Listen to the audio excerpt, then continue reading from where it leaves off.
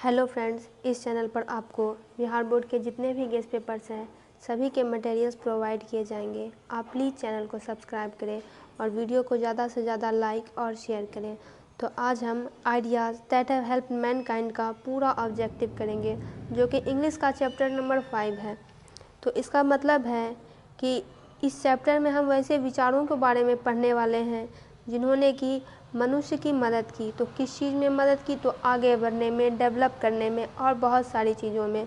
तो इसमें पहला ऑब्जेक्टिव है कि बर्ट्रांड रसल वाज ऑल्सो ये जो ideas that have helped Mankind है, ये बर्ट्रांड रसल के द्वारा ही लिखा गया है। वो और भी क्या थे? तो वो और मैथमेटिशियन भी थे, यानी गणितज्ञ भी थे।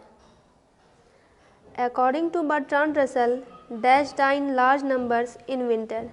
बर्ट्रांड रसल के अनुसार वह कौन है जो कि सर्दियों में बड़ी संख्या में मर जाते हैं?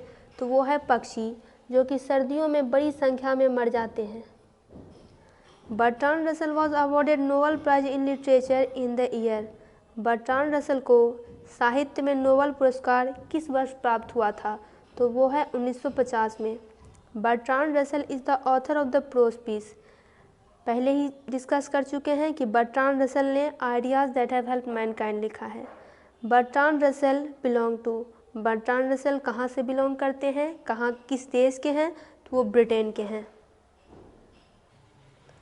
नेक्स्ट है, even more important than the domestication of animals was the invention of. यानी कि डोमेस्टिकेशन का मतलब होता है पालतू बनाना, एनिमल्स का मतलब होता है पशु। कहने का मतलब है कि पशुओं को पालतू बनाने से भी अधिक महत्वपूर्ण किसका आविष्कार था? तो वो था एग्रीकल्चर का आविष्कार, यानी कृषि का आविष्कार। पशुओं को पालतू बनाने से भी ज़्यादा महत्वपूर्ण कृषि का आविष्कार था। After language, the second most important thing which help Mankind was. उसके बाद यहाँ पे कहा जा रहा है कि भाषा का आविष्कार हुआ। जब भाषा आ गई तो उसके बाद ऐसी कौन सी दूसरी सबसे महत्वपूर्ण चीज़ थी जिसने मानव जाति की बड़ी मदद की? तो वो था इन्वेंशन ऑफ फायर, यानी आग का आविष्कार। Bertrand A.W. Russell was a British. Bertrand A.W. Russell British क्या थे? यानी इसका आंसर हो जाएगा फिलोसफर, यानी वो एक ब्रिटिश दार्शनिक भी थे। Ideas that have helped mankind has been written by. ये चैप्टर किनके द्वारा लिखा गया है? तो बर्ट्रांड रसल के द्वारा। Bertrand Russell died in. Bertrand Russell की मृत्यु 1970 में हुई। Russell was awarded Nobel Prize for. Russell को नोबेल पुरस्कार किस चीज़ में प्राप्त हुआ? तो लिटरेचर में, यानी साहित्य में। The most indubitable respect in which ideas have help mankind is. Indubitable का मतलब होता है which can not be doubted, यानी जिस पे कि कोई शक ना किया जा सकता है, निस्संदेह। इसका मतलब है कि सबसे निस्संदेह विचार जिसने मानव जाति की बड़ी मदद की है तो वो है नंबर्स, यानी संख्या। नेक्स्ट है, survival for homo sapiens primarily वाजे। होमो सेपियंस ह्यूमंस का ही साइंटिफिक नेम है। तो सर्वाइवल का मतलब होता है अस्तित्व। तो होमो सेपियंस का सर्वाइवल प्रारंभ में कैसा था? तो एक परेशानी थी, शुरू में यह एक प्रॉब्लम था, इसका अस्तित्व एक समस्या थी। नेक्स्ट है, birds die of hunger in large number. यानी पक्षी भूख से बड़ी संख्या में कब मारे जाते हैं? तो सर्दियों में।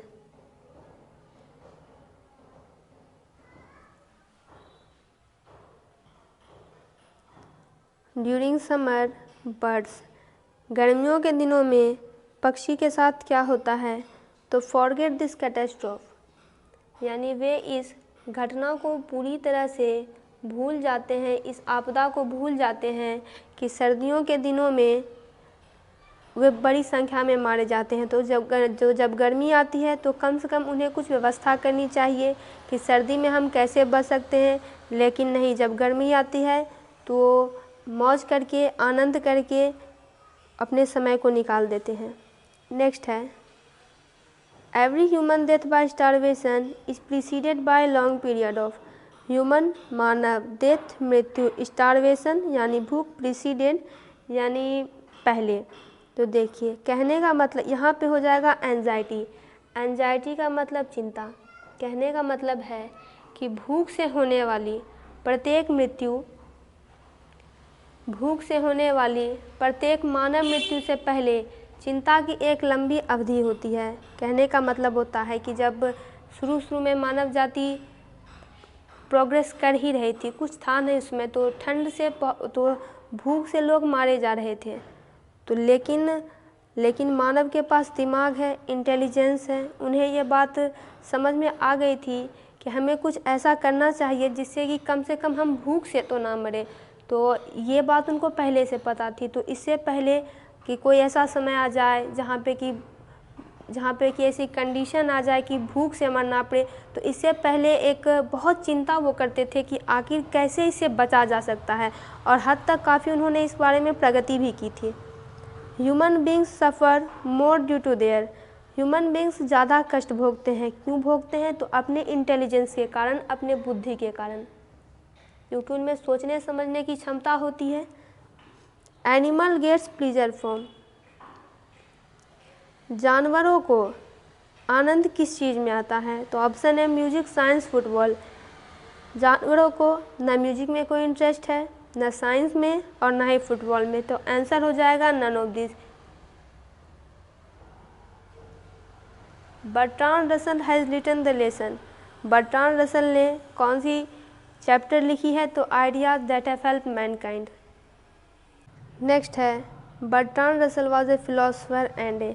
बर्ट्रांड रसल एक दार्शनिक होने के साथ साथ और क्या थे? तो एक हिस्टोरियन थे और मैथमेटिशियन थे, यानी इतिहासकार थे और गणितज्ञ थे। The invention of dash was more important than domestication of animal. जानवरों के पालतू बनाने से भी सबसे महत्वपूर्ण आविष्कार क्या था? तो वो था इन्वेंशन ऑफ एग्रीकल्चर, यानी कृषि का आविष्कार। Civilisation taught us.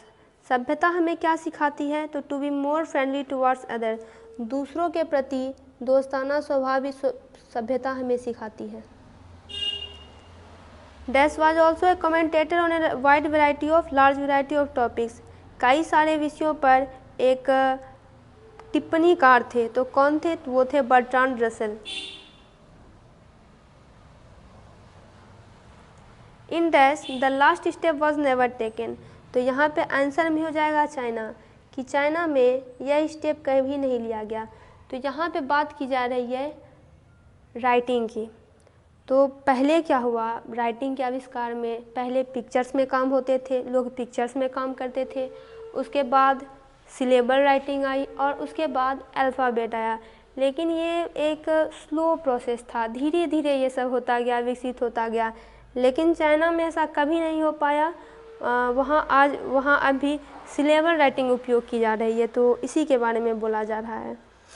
That dash would not help the corn to grow unless he was allowed to feast on the blood of children। तो ये कौन था? ये थे मोलोक, एक